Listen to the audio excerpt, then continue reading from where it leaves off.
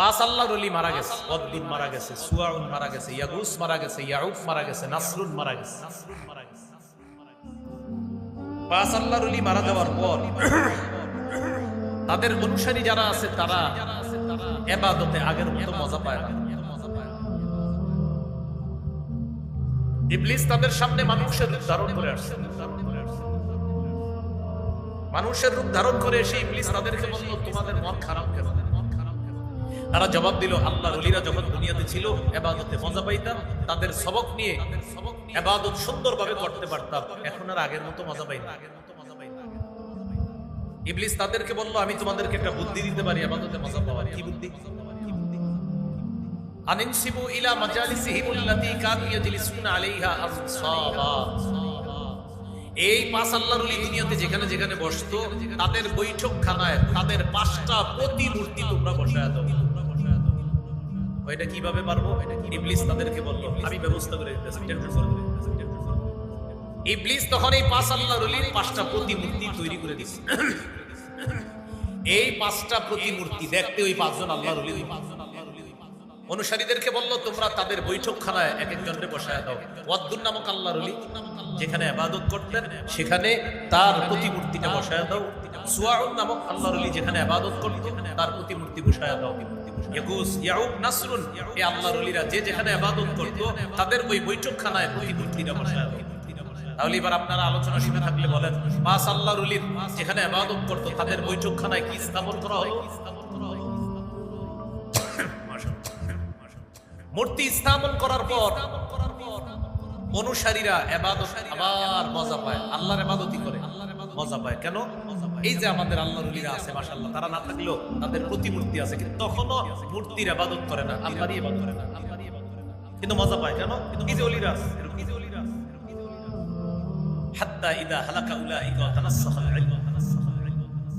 এই জেনারেশন যখন বিদায় নিল, পরবর্তী জেনারেশন যখন আসলো, আসার পর তারা তাদের বাপদাদাদের মতো ইবাদত অত মন দিয়ে করে না। ইবলিস তাদের কাছে আসলো, আসার পর বলল, কি ব্যাপার, তোমরা তো ইবাদতে মনোযোগী না। তারা বলল, আমাদের বাপদাদা যারা ছিল তারা আল্লাহর ওলিদের সান্নিধ্যে থেকে ইবাদত বন্দেগী করত, এই জন্য তাদের ইবাদতে তেমন ভুল ত্রুটি হইতো না। এখন তো ওলিরা নাই, তাই ইবাদত আমরা আগের মতো করতে পারতেছি না। ইবলিস তাদেরকে বলল, এই যে পাঁচটা প্রতিমূর্তি দেখো, তাদের সামনে যদি সিজদা দাও তাহলে ইবাদতে ফুল মজাটা পাই। পৃথিবীতে সর্বপ্রথম মূর্তি পূজা শুরু হলো। এর আগে দুনিয়াতে মূর্তি পূজা ছিল না। এইভাবে দুনিয়াতে মূর্তি পূজা শুরু হলো। আপনারা এতটুকু আলোচনা শুনে থাকলে বলেন তো, মূর্তি পূজার সূচনা হলো খারাপ মানুষদেরকে কেন্দ্র করে না আল্লাহর ওলিদের? তাহলে কি শিখলাম? পাঁচজন আল্লাহর ওলি অনুসারীদের আবেগকে কাজে লাগিয়ে ইবলিস তাদের মাধ্যমে মূর্তি পূজার সূচনা করলো। বর্তমান জামানায় আল্লাহর ওলিদের কবরকে কেন্দ্র করে ইবলিস আল্লাহর ওলিদের অনুসারীদের আবেগকে পুঁজি করে ওই কবরকে দরগা বানিয়ে সেখানে সেজদা দিয়ে শিরিকের মতো ভয়ঙ্কর প্রচলন বর্তমানেও ইবলিস ঘটায়। তাহলে বলেন তো, মূর্তি পূজা এটার সূচনা হলো কিভাবে? আল্লাহর ওলিদেরকে কেন্দ্র করে। বর্তমানে যারা আল্লাহর ওলিদের কবর মাজারে গিয়ে সেজদা দেয়, সেখানেও আপনি দেখবেন আবেগকে কাজে লাগায়, সেজদা দিয়ে এটার নাম দিবে তাজিম সেজদা। আমি কিন্তু বলছি না কেউ দেন, এই কথা তারাই গায়ে নিবে যারা কবরকে সেজদা করে। আর কবর সেজদা করা শিরিক, হারাম। এটা আল্লাহর সাথে শিরিক করা হয়, তার সবকিছু বরবাদ হয়ে যাবে। যদি এই অবস্থায় মারা যায়, তার ঠিকানা জাহান্নাম, কোনো সন্দেহ। তাহলে আমরা আলোচনার এতটুকু বুঝতে পারলাম, এই জামানায় শিরকি কর্মকাণ্ডগুলো হয় ওলিদের আবেগকে কেন্দ্র। আমরা আল্লাহর ওলিদেরকে ভালোবাসি, মহব্বত করি, এটা ইবলিস ভালো করে জানে। কিন্তু আমাদের এই মহব্বত, আমাদের এই আবেগ যেন শিরিক পর্যন্ত পৌঁছায় না দেয়, আল্লাহ আমাদেরকে হেফাজত করুন। তাহলে আল্লাহর ওলি মহব্বত করি, আল্লাহর ওলির কবর জিয়ারত করব, কোনো সমস্যা নাই, কিন্তু আল্লাহর ওলির যে মহব্বত করি, এই আবেগ যেন ইবলিস আমাদেরকে শিরিক পর্যন্ত না পৌঁছায়। আলোচনা চলতেছে, আয়াতে আল্লাহ চারটা বর্জনীয় পাপের কথা বলছেন। 3 নাম্বার, ওয়াল আনসাব, দেবদেবী করণীয়, গ্রহণীয় না বর্জনীয়? মুসলমানের জন্য বর্জনীয়, এটা গ্রহণ করা পাপ। 4 নাম্বার, ওয়াল আজলাম, ভাগ্য নির্ণায়ক স্বর, ভাগ্য মানুষ গণনা করে, এই মানুষের ভাগ্য গণনায় বিশ্বাস করা এটা নিষেধ করা। রাসূলুল্লাহ সাল্লাল্লাহু আলাইহি সাল্লাম বলেন, মান আতা আররাফান আও কাহিনা, যে ব্যক্তি কোনো গণকের কাছে আসে আর গণকের কথা বিশ্বাস করে, ফাসাদ্দাকাহু বিমা ইয়াকুল, গণক যা বলে এটা যদি বিশ্বাস করে, ফাকাদ কাফারা বিমা উনজিলা আলা মুহাম্মাদিন সাল্লাল্লাহু আলাইহি ওয়াসাল্লাম, নবীর উপর যা নাজিল করা হয়েছে গোটা শরীয়তটাকে সে অস্বীকার করে। কেউ যদি গণকের কাছে যায় আর গণকের কথা বিশ্বাস করে, আল্লাহ রাসূলের উপর আল্লাহ যা নাজিল করেছে গোটা শরীয়তটাকে সে অস্বীকার করেছে। আল্লাহ আমাদেরকে হেফাজত করুন। আবার মূল আলোচনায় চলে আসি। আল্লাহ বললেন, পাপ ছেড়ে দাও, প্রকাশ্য পাপ, গোপন পাপ ছেড়ে দাও। পাপ মৌলিক ভাবে দুই প্রকার, যা করতে হবে তা না করা পাপ, 2 নাম্বার যা ছাড়তে হবে তা করা পাপ। আল্লাহ আমাদেরকে করণীয় গুলো করে, বর্জনীয় গুলো বর্জন করে পাপ থেকে বাঁচার তৌফিক দান করুন। সহিহ বুখারীর বর্ণনা 2766 নম্বর হাদিস। এই হাদিসের মধ্যে আছে, قال رسول الله صلى الله عليه وسلم اجتنبوا السبع الموبقات। রাসূলুল্লাহ সাল্লাল্লাহু আলাইহি সাল্লাম বলেন, তোমরা 7টি ধ্বংসাত্মক অপরাধ থেকে বাঁচো। قالوا وما هن يا رسول الله। সাহাবীগণ প্রশ্ন করলেন, হুজুর এই 7টি ধ্বংসাত্মক বর্জনীয় পাপ কি আমরা জানতে চাই। রাসূলুল্লাহ সাল্লাল্লাহু আলাইহি সাল্লাম বললেন, 1 নাম্বার আশিরকু বিল্লাহ, আল্লাহর সাথে শিরিক করা, এটা হলো বর্জনীয় পাপ। শিরিক এটা বর্জনীয় পাপ, এটা করা যাবে না। এখানে একটা কথা মনে রাখা, শিরিক দ্বারা উদ্দেশ্য শিরকি কথা বলা যাবে না, শিরকি কর্ম করা যাবে না, শিরকি আকীদা গ্রহণ করা যাবে। 2 নাম্বার ওয়াসসিহরু, সিহরুন শব্দের অর্থ জাদু। জাদু এটা ধ্বংসাত্মক পাপ, এটা বর্জনীয় পাপ। আপনাদের কোনো শত্রুকেও কখনো জাদু করবেন না, কুফর করবেন না। শত্রুকেও দোয়া করতে থাকেন। গলায় একটা পোকা ঢুকছে, পোকা শুরুতে আলহামদুলিল্লাহ বলার সাথে সাথে পোকা ঢুকছে, এটা এখন গলায় রয়ে গেছে। রাসূলুল্লাহ সাল্লাল্লাহু আলাইহি সাল্লাম বলেন, 1 নাম্বার শিরিক করা, এটা পাপ, এটা বর্জনীয় পাপ। 2 নাম্বার ওয়াসসিহরু, জাদু করা। জাদু করা এটা বর্জনীয় পাপ, এটা শত্রুকেও জাদু করবেন। 3 নাম্বার ওয়াকাতুন নাফসিল্লাতী হারামাল্লাহু ইল্লা বিল হক, অন্যায় ভাবে কাউকে হত্যা করা। আমাদের বাংলাদেশে হত্যা করা এখন হাস্যকর বিষয়। একজন আরেকজনকে হত্যা করে 50 জন ভিডিও করে। 50 জন কেন ভিডিও করে? তার ভিডিওটা ছাড়লে অনেক মানুষ দেখবে এবং সে পরিচিত একজন ব্যক্তি হয়ে যাবে এই নিয়তে ভিডিও করে। কেউ যদি কোনো হত্যাকাণ্ডের এই নিয়তে ভিডিও করে যে আমার ভিডিও দেখলে আমার পেজ দাঁড়িয়ে যাবে, আমার ইউটিউব চ্যানেল দাঁড়িয়ে যাবে, ও হত্যাকাণ্ডের স্বামী। 50 জন ভিডিও করে, একজন আরেকজনকে মারে। যদি বলেন ভাই চলেন ধরি, হ্যাঁ বললে আমার কি? আরে ধরি চলেন না, হ্যাঁ মারলে আমার কি, বললে আমার কি, ওটা মরলে আমার কি, এটা মারলে আমার কি, এটা মারলে আমার কি। সবাই চারদিকে দাঁড়ায় দাঁড়ায় দেখতেছে। অথচ রাসূলুল্লাহ সাল্লাল্লাহু আলাইহি সাল্লাম বলেন, মান কাতালা উসফুরান আবাসা আজ্জা ইলাল্লাহি ইয়াউমাল কিয়ামাহ। কোন ব্যক্তি যদি দুনিয়াতে অন্যায়ভাবে একটা চড়ুই পাখিকেও হত্যা করে, এই চড়ুই পাখি অন্যায়ভাবে হত্যা করার কারণে কিয়ামতের ময়দানে আল্লাহর কাছে নালিশ করবে, মামলা করবে। আল্লাহ, আমি দুনিয়াতে এক জায়গায় বসা ছিলাম, আপনার এক বান্দা রাস্তা দিয়ে যাইতেছিল, আমারে অনর্থক গুলাই মাইরা হাত দেশ নিশানা ঠিক করার জন্য আমারে হত্যা করছে।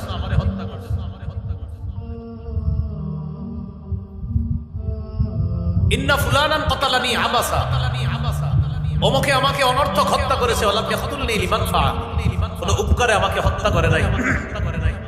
আল্লাহ, আপনার বান্দা যদি বিসমিল্লাহ বলে জবাই করে আমাকে খেয়ে ফেলতো, আমার কোনো আফসোস ছিল না, কিন্তু সে আমাকে অনর্থক হত্যা করেছে, আমি এটার বিচার চাই। চড়ুই পাখি যদি আল্লাহর কাছে বিচার চায়, তো মানুষ হত্যার কি অবস্থা হবে? মানুষকে হত্যা করে কিয়ামতের ময়দানে নিহত ব্যক্তি হত্যাকারীর হাত ধরে আল্লাহর কাছে নিয়ে যাবে, নিয়ে গিয়ে বলবে, আল্লাহ এই লোক আমাকে হত্যা করেছে, আমি বিচার চাই। রক্ত পড়তে থাকবে, শরীর পড়তে থাকবে। তাহলে 3 নাম্বার কতলুন নফস, অন্যায়ভাবে হত্যা করা, এটা গ্রহণীয় না বর্জনীয়? এটা করা পাপ, এটা করা পাপ। 4 নাম্বারটা কি বলবো? আপনারা সবাই জোরে বললে বলেন, সবাই জোরে বললেন, আবার বলেন। ওয়াকলুর রিবা, 4 নাম্বার সুদ খাওয়া। কি খাওয়া? আওয়াজ তো কমে গেল, একটু আগে জি বললেন জোরে। কি খাওয়া? সুদ খাওয়া। এটা বর্জনীয়। রাসূলুল্লাহ সাল্লাল্লাহু আলাইহি সাল্লাম বলেন, আমার উম্মতের উপর এমন একটা জামানা আসবে, আমার উম্মতের কেউ বাকি থাকবে না, সবাই সুদ খাবে। নবী বলেন, সবাই ডাইরেক্ট সুদ না খাইলেও সুদের হাওয়া ইনডাইরেক্ট সবার গায়ে লাগে। ইল্লাম ইয়াকুলহু আসাবাহু মিন বুখারিহি, ডাইরেক্ট যদিও সুদ না খায়, সুদের হাওয়া তাদের গায়ে লাগে। আপনার একজন মহব্বত করে চা খাওয়াইতে নিয়ে যাবে দোকানে, দোস্ত আসো চা খাওয়াই, এক কাপ চা খাওয়া দিবে, আপনার কোনো গুনাহ হয় নাই চা খাওয়াতে, কিন্তু এই চায়ের বিল পরিশোধ করছে সুদের টাকা।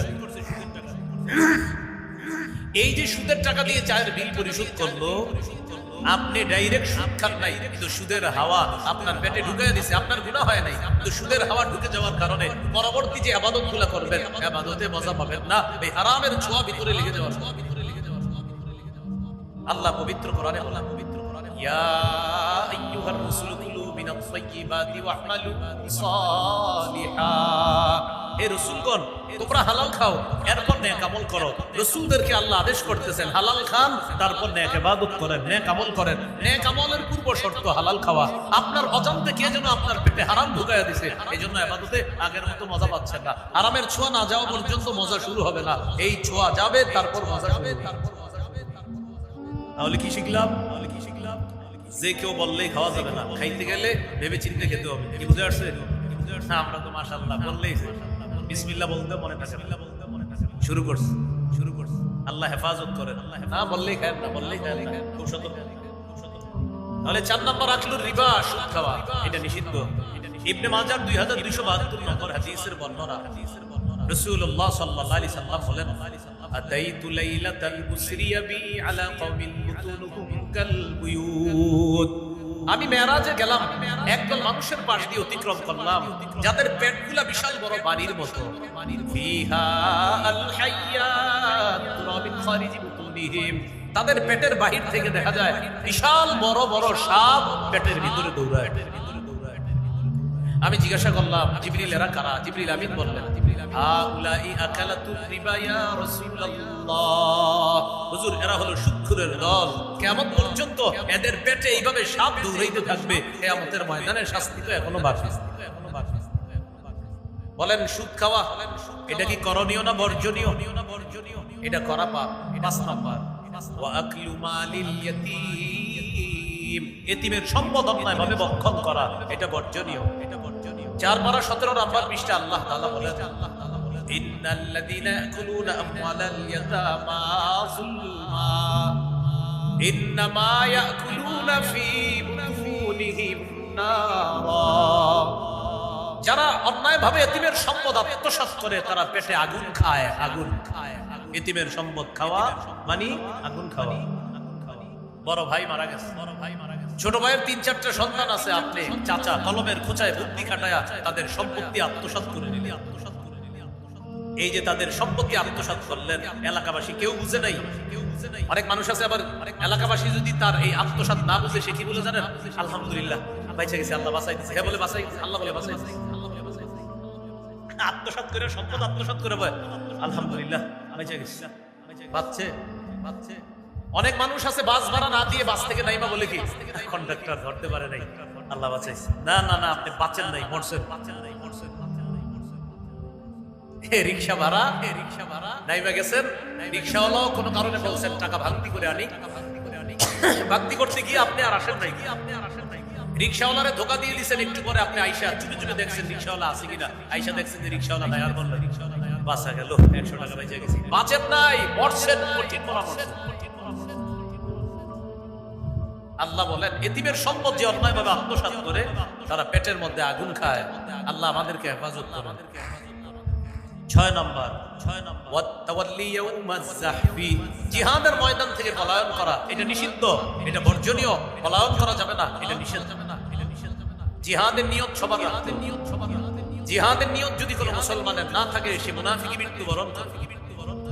রাসূলুল্লাহ সাল্লাল্লাহু আলাইহি সাল্লাম বলেন, মান মাতা ওয়া লাম ইয়াকসু ওয়া লাম ইউহাদ্দিস ফি সাবিলিল্লাহ মান মাতা, যে ব্যক্তি মারা গেল ওয়ালাম ইউজাহিদ, আর জিহাদ করলো না, ওয়ালাম ইউহাদ্দিস বিনাফসিহি মাতা আলা শুরবাতিন মিনান নিফাক। কোন ব্যক্তি যদি জিহাদ না করে মারা যায় অথবা জিহাদের সংকল্প না করে, সে এক ধরনের মুনাফিকি মৃত্যুবরণ করে। প্রিয় ভাইয়েরা, জিহাদের নিয়ত আছে সবার?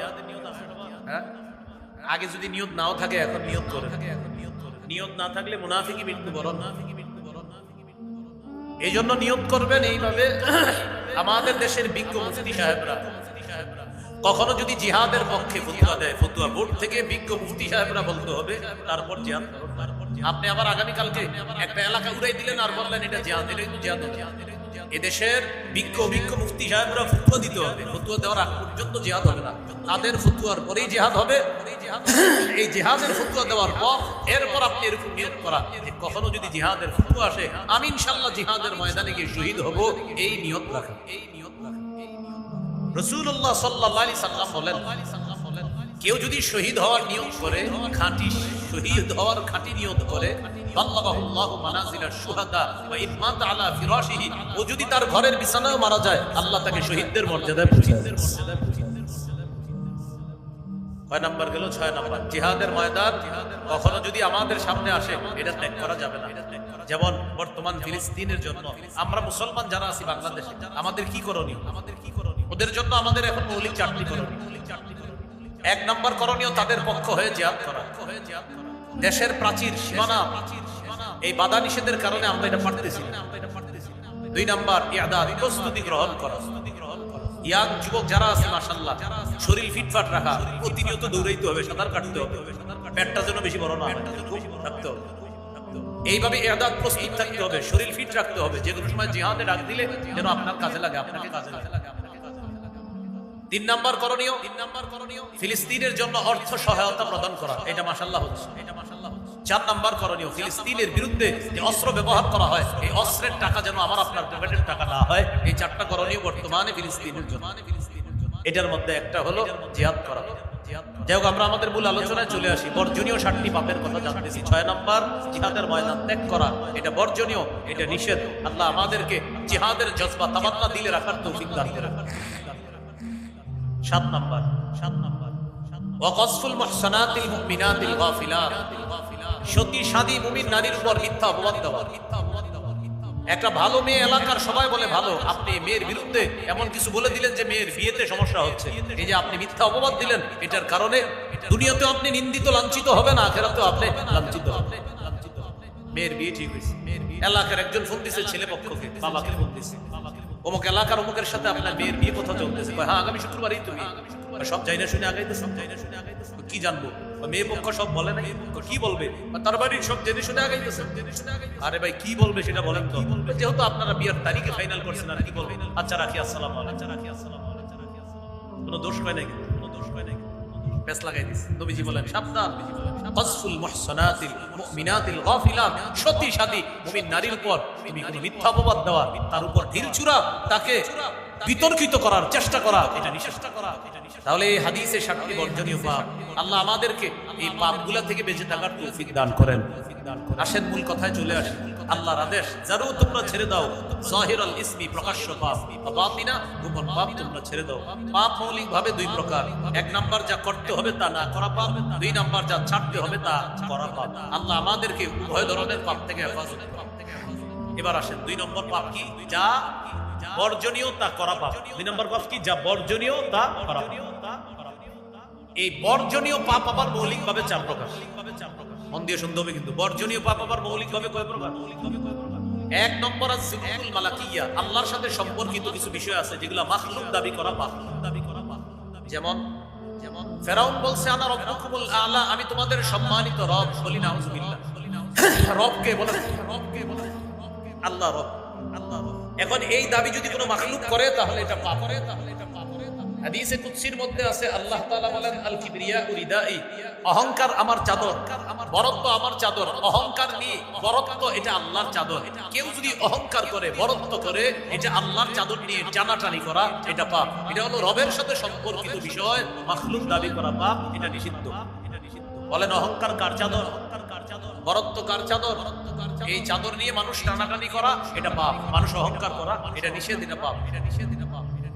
দুই নাম্বার আয-যুনুবুশ শাইতানিয়া, শয়তানের সাথে সম্পর্কিত পাপ, যেমন হিংসা করা। মনে রাখবেন মাখলুকের মধ্যে সর্বপ্রথম হিংসা করছে ইবলিস।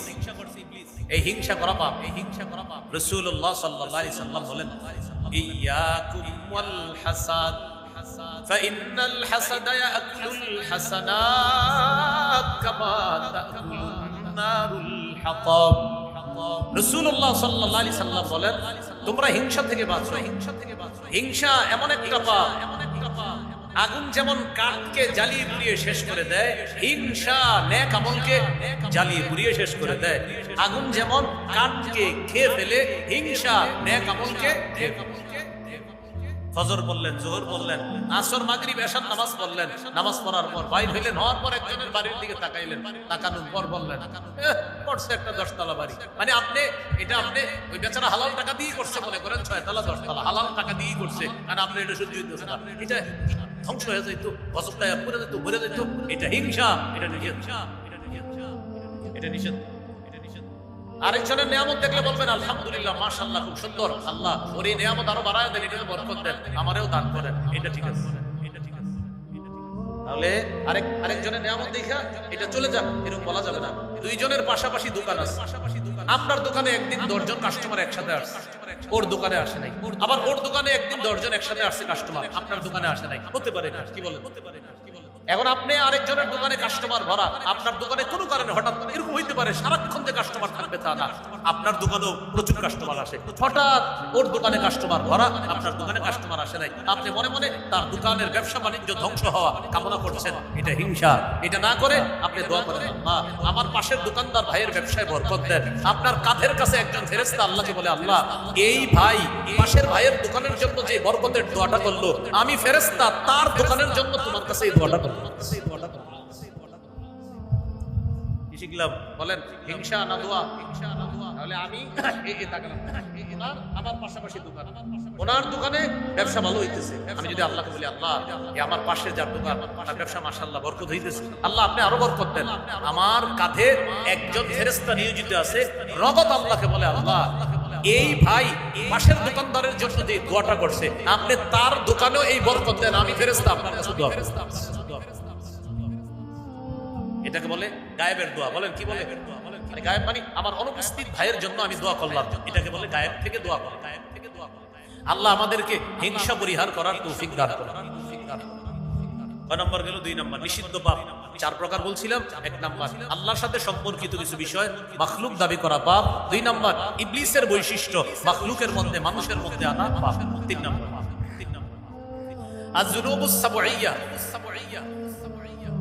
জুলুম করা, নির্যাতন করা, দখলদারি করা, চাঁদাবাজি করা পাপ, অন্যায়। আমার সাথে একটু বলেন, বলেন জালেম হব না, জুলুম করব না, জালিমের সহযোগী হব না। কি শিখলাম? জালিম হব না, জুলুম করব না, জালিমের সহযোগী হব না। এটা মনে রাখবেন। 12 পারা 13 নম্বর পৃষ্ঠা সূরা হুদের 113 নম্বর আয়াতে আল্লাহ বলেন, ওয়ালা তারকানু ইলাল্লাযীনা যালামু ফাতামাসসাকুমুন নার। তোমরা জালেমদের প্রতি ঝুঁকে পড়ো না, জালেমদের প্রতি অনুরুদ্ধ হয়ে যেও না।